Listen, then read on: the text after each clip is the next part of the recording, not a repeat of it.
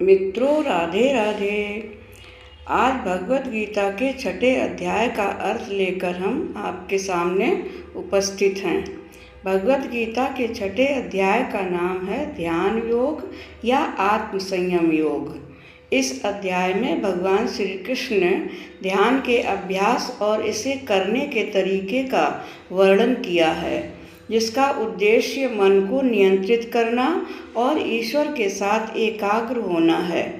तो आइए चलते हैं और इस अध्याय का अर्थ सुनते हैं। सभी मित्रों को राधे राधे।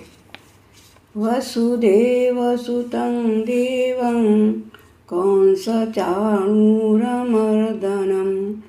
देवकी परमानन्दं कृष्णं वन्दे जगद्गुरुं श्रीकृष्णं वन्दे जगद्गुरुं। मित्रों, आज का अध्याय है छठवां अध्याय आत्म संयम योग, जिसकी हिंदी हम पढ़ने जा रहे हैं। आप लोग भी सुनेंगे। श्री भगवान जी बोले, हे अर्जुन, जिनको कर्म फल में आसक्ति नहीं और फिर भी कर्मों को करता है वह सन्यासी और योगी है, और जिसने हवन आदि लौकिक कर्म छोड़ दिए हैं वह कदापि योगी नहीं है। जिसको सन्यास कहते हैं उसी को कर्म योग जानो, क्योंकि संकल्पों के त्याग के बिना कोई भी योगी नहीं बन सकता। जो ऋषि मुनि योग प्राप्ति की इच्छा रखते हैं उनके लिए उनका साधन कर्म ही है, और उनके पूर्ण योगी होने पर उनका ज्ञान पूर्ण होने का साधन उनके चित्त का समाधान है। आप ही अपना उद्धार करें और आत्मा को अवनत होने से बचाएं, क्योंकि मनुष्य अपने आप ही अपना शत्रु और मित्र होता है। जिसने विवेक से अपना मन स्वाधीन कर लिया है वह स्वयं ही अपना हितकारी है, और जिसने विवेक का त्याग कर दिया है वह स्वयं ही अपना शत्रु है। मन को जीतने वाले शांत स्वभाव मनुष्य की शीत उष्ण सुख दुख मान और अपमान इनके होने पर भी बुद्धि अत्यंत स्थिर रहती है। जिसने ज्ञान विज्ञान से अपने अंतःकरण को तृप्त कर लिया है, जो निर्विकार हो गया है, वही सच्चा योगी है। सुहृद मित्र शत्रु उदासीन द्वेषी मध्यस्थ द्वेष करने योग्य बंधुवर्ग साधु और पापी, इन सब में जो समान दृष्टि रखता है वही श्रेष्ठ है।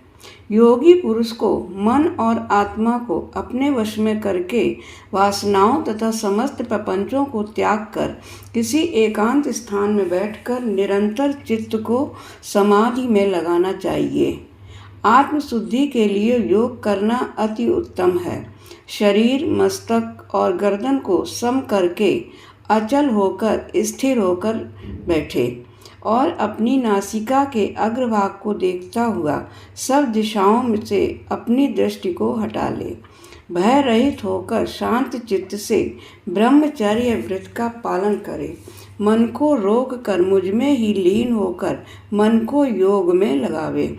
इस प्रकार मन को वश में रखने वाले योगी को निरंतर योगाभ्यास करते रहने से मुझ में रहने वाले को निर्वाण पद की प्राप्ति होती है। जो अधिक भोजन करता है या अनेक दिन उपवास करता है, जो बहुत देर तक सोता या जागता रहता है, उसको योग प्राप्त नहीं होता। जो उपयुक्त आहार और विहार करता है तथा सोता और जागता है, योग ऐसे पुरुष का दुख मिटा देता है। तब संयम को प्राप्त हुआ चित्त अपनी आत्मा में हो जाता है और मन कामनाओं से निवृत्त हो जाता है। तभी योग मोक्ष पद प्राप्त होता है। जिस प्रकार वायु रहित स्थान में रखा हुआ दीपक चलायमान नहीं होता है, उसी प्रकार योगी अपने चित्त को निश्चल रखकर उसका संयम करता है और अंतःकरण की समाधि लगाता है। जिस अवस्था में योगाभ्यास के कारण चित्त वेग रुक जाता है और विषयों से पृथक होने लगता है, जब शुद्ध अंतःकरण से आत्मा को देखकर आत्मा में ही संतुष्ट होता है, जिस अवस्था में वह अत्यंत सुख जो इंद्रियों द्वारा नहीं जाना जा सकता वरन केवल बुद्धि से ही जाना जाता है, और जब वह योगी अनुभव करता है तो आत्मा स्वरूप में स्थिर हो, उससे विचलित नहीं होता। इस अवस्था में फिर और कोई लाभ उसे अच्छा नहीं लगता और स्थिर होने पर कोई बड़ा भारी दुख उसको वहाँ से चलायमान नहीं कर सकता। इस अवस्था को दुख संयोग वियोग कारक नामक योग जानना हो तो योग निर्विकल्प चित्त से निश्चय कर जानना चाहिए। संकल्प से उत्पन्न होने वाला समस्त कामनाओं को त्याग कर और मन ही मन में सकल इंद्रियों को चारों ओर से रोककर धैर्य के साथ बुद्धि को अपने अधीन कर धीरे धीरे विषयों से दूर हटा ले और भली भांति मन को आत्मा में स्थिर करके किसी वस्तु की इच्छा न करे और चंचल मन जिधर जिधर जाए उधर से उसको हटाकर आत्मा के वश में करना चाहिए। इस प्रकार शांत चित्त तथा रजोगुण से रहित निष्पाप तथा ब्रह्म योगी को उत्तम सुख प्राप्त होता है। इस रीति से निरंतर योगाभ्यास करने वाला योगी समस्त पापों से छूटकर सहज ही उस परम सुख को प्राप्त कर लेता है जो ब्रह्म के संयोग से प्राप्त होता है। जिसका मन योग में स्थिर हो गया है उसकी दृष्टि भी सर्वत्र समान हो जाती है। वह सब प्राणियों में अपने को और अपने में सब प्राणियों को देखता है।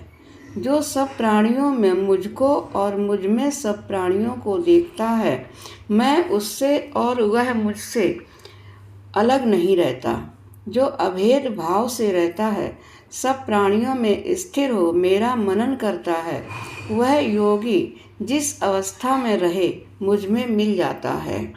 जो समान समझता है और उसको समान देखता है, वही श्रेष्ठ योगी है। अर्जुन बोले, हे मधुसूदन, आपने जो योग बताया कि सबको अपने ही समान देखें, सो मन के चंचल होने के कारण मैं उसको अपने में दृढ़ स्थिर नहीं देख रहा हूँ। यह चंचल मन बड़ा ही हठी, पराक्रमी और दृढ़ है। इसको अपने अधीन रखना तो मुझे वायु को बांध के रखने के समान प्रतीत होता है। कृष्ण ने कहा, हे महाबाहो, इसमें कोई संदेह नहीं कि मन अति चंचल है और इसे वश में करना बहुत ही कठिन है। तो भी अभ्यास और वैराग्य से इसे वश में किया जा सकता है। जिसका मन वश में नहीं, उसको योग अति दुर्लभ है। अर्जुन ने कहा, हे श्री कृष्ण, जिसमें श्रद्धा तो है पर योग प्राप्त करने में सफल नहीं हुआ है और जिसका चित्त योग से विचलित हो गया है, वह योग सिद्धि न पाने से किस गति को प्राप्त होता है। श्री कृष्ण बोले, उसका यहाँ नाश नहीं होगा और परलोक में भी नहीं होगा, क्योंकि उत्तम कर्म करने वाले किसी मनुष्य की दुर्गति नहीं होती।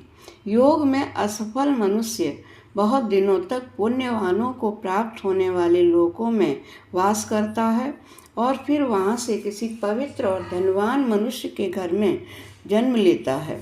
वह योगियों के वंश में जन्म लेकर पूर्व जन्म के बुद्धि संस्कार अर्थात आत्मज्ञान को प्राप्त होता है और उससे अधिक सिद्धि के लिए प्रयत्न करता है। पूर्व जन्म में किसी योगाभ्यास के बल में अपने विघ्नों के कारण भी वह मोक्ष को प्राप्त हो जाता है।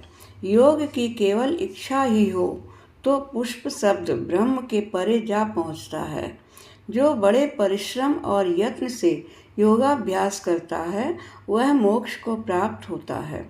बड़े तपस्वियों से योगी श्रेष्ठ है, जो शुद्ध होकर अनेक जन्मों में परिश्रम करके सफल होता है, और ज्ञानियों से भी योग श्रेष्ठ है। इसलिए तुम योगी बनो, केवल मुझ में ही मन लगाकर योग प्राप्ति के लिए जो मेरा भजन करता है, उसको समस्त योगियों में से मैंने अत्यंत श्रेष्ठ माना है।